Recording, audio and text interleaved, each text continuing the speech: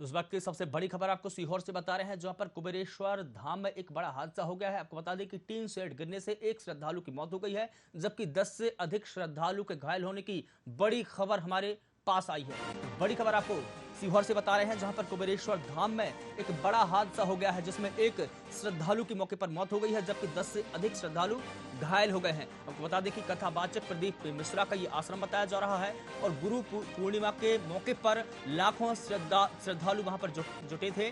भोजनशाला के शेड गिरने से 10 से 15 श्रद्धालु घायल होने की सूचना भी है और सभी घायलों को जिला अस्पताल में इलाज के लिए लाया गया है। गुरु पूर्णिमा के अवसर पर लाखों श्रद्धालु वहां पर जुटे थे और दो की हालत बड़ी गंभीर बताई जा रही है और गंभीर हालत के चलते उन दोनों श्रद्धालुओं को भोपाल रेफर कर दिया गया है। तो इस वक्त की सबसे बड़ी खबर आपको सीहोर से बता रहे हैं, जहां पर कुबेरेश्वर धाम में एक बड़ा हादसा हो गया है। टीन शेड गिरने से एक श्रद्धालु की वहां पर मौके पर मौत हो गई है और 10 से 15 श्रद्धालु घायल होने की सूचना है। दो श्रद्धालु ऐसे हैं जो गंभीर रूप से घायल हैं और उन दोनों को भोपाल रेफर कर दिया गया है।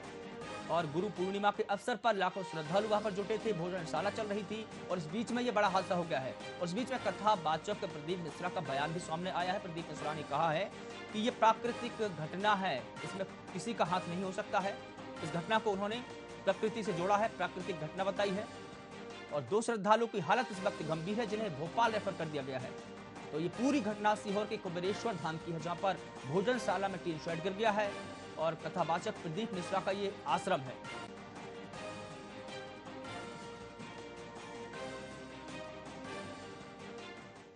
तो इस वक्त की सबसे बड़ी खबर आपको कुबेरेश्वर धाम से जुड़ी बता रहे हैं और सीहोर का ये पूरा मामला है, जहां पर भोजनशाला का टीन शेड गिरा है। टीन शेड गिरने से एक श्रद्धालु के मौके पर मौत हो गई है और 10 से 15 श्रद्धालु गंभीर रूप से घायल हो गए हैं। दो श्रद्धालु इनमें ऐसे हैं जो सबसे ज्यादा गंभीर रूप से घायल है। इन दोनों को भोपाल रेफर किया गया है और इस खबर पर अधिक जानकारी के लिए हमारे editor in chief Shishir Upadhyay sir हमारे साथ में दोबारा जुड़ चुके हैं। सर, दोबारा आपका स्वागत करना चाहूंगा, लेकिन सवाल यही है कि घटना कैसी हुई है, क्योंकि प्रदीप मिश्रा ने यह बयान दिया है कि यह प्राकृतिक घटना है।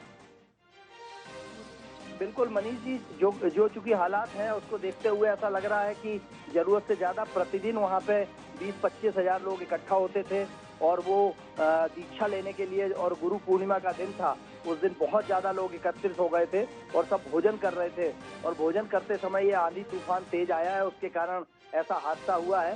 पूर्व में भी एक बार प्रशासन वहां पर जो लाखों लोगों की भीड़ एकत्रित होती है और उसको कंट्रोल नहीं किया जा सकता है, उसके कारण असमंजस की स्थिति बन गई थी। पहले भी ऐसा हो चुका है और अभी भी ये जो घटना हुई है, इस घटना के बाद ऐसा लगता है कि शायद अब प्रशासन कुछ सबक ले, क्योंकि जहां अधिक भीड़ इकट्ठा होती है वहां उनकी बचाव की व्यवस्था क्या की जाती है, कैसे उनको सुरक्षित रखा जाए, इस पर कोई निर्णय नहीं किया जाता है और यही वजह है कि इस तरीके के हादसे लगातार होते रहते हैं। जी बिल्कुल सर, चूंकि इसे कथावाचक प्रदीप मिश्रा ने प्राकृतिक घटना बताया है, आपदा बताया है और जिस वक्त ये भंडारा चल रहा था, भोजनशाला चल रही थी, उस वक्त तेज हवा चली और तेज हवा चलने से एक उमाबाई नामक जो महिला है उसकी मौत हो गई है।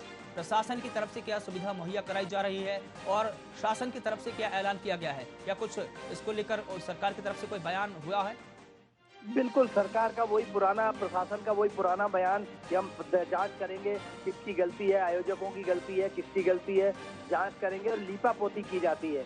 जिसकी जान चली गई, जो घायल हैं अस्पतालों में, वो परेशान है, लेकिन इसमें सिर्फ लीपापोती की जाती है कि हम पता करेंगे इसमें किसकी गलती थी। ये सब कुछ पता है, कि ये सबको पता है कि गलती किसकी थी, किसने इतने लोगों को बुलाया, प्रशासन को उसकी सूचना क्यों नहीं दी गई, ये सारी जानकारी है।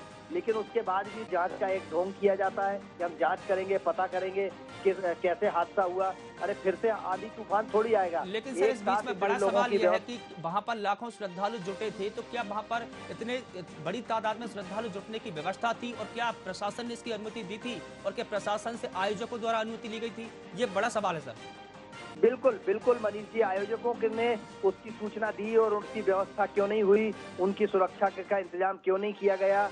एक छोटा सा नेता एक कोई वो आता है तो पूरा प्रशासन लग जाता है, और जिन जनता चुनती है ऐसे नेताओं को, उनकी सुरक्षा के लिए प्रशासन की कोई पहल नहीं होती है। और यही वजह है कि इस तरह के हादसे में आम जनता की मौत होती है, और जांच के नाम पर सिर्फ प्रोपोगंडा किया जाता है कि हम जांच करेंगे, पता करेंगे, और पता करने के बाद आज तक ऐसी जांचों का कुछ भी निर्णय नहीं हुआ है। आज तक ऐसी जांचों पर कोई भी कार्रवाई नहीं हुई है।